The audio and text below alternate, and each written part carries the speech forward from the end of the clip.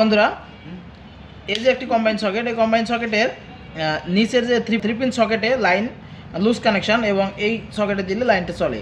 তো আমরা হচ্ছে থ্রি পিন সকেটটা এখন ঠিক করব। তো ঠিক করার জন্য আমাকে কি করতে হবে, পিছনের যে বোর্ডটি আছে এই বোর্ডটির হচ্ছে তিনটি স্ক্রু আছে, যেখানে একটা, এখানে একটা, এখানে একটা, এই তিনটি স্ক্রু আগে খুলে নিতে হবে। তো আপনারা ভিডিওটির সাথে থাকুন এবং দেখতে থাকুন কীভাবে আমি সকেটটি ঠিক করি। এই যে স্ক্রুগুলি খুলে আমি এই যে পুরোটা আলাদা করে নিয়েছি। তো এই যে প্লাগ, এই প্লাগের হচ্ছে পিনটা একটু চাপিয়ে দিলেই লাইনটি পেয়ে যাবে। তো এই যে দেখেন আমি টেস্টার দ্বারা এগুলোতে চাপিয়ে দিতেছি। চাপানো শেষ হয়ে গেলে আবার লাগিয়ে দিবেন, অবশ্যই লাইনটি পেয়ে যাবে। তো এটা হচ্ছে জুড়ে চাপ দেওয়ার কারণে অথবা রাউন্ড পিনে জুড়ে চাপ লাগার কারণে এই পিনগুলি মাথা বড় হয়ে গেছে, যাতে যে কোনো ছোটো কিছু দিলে ছোটো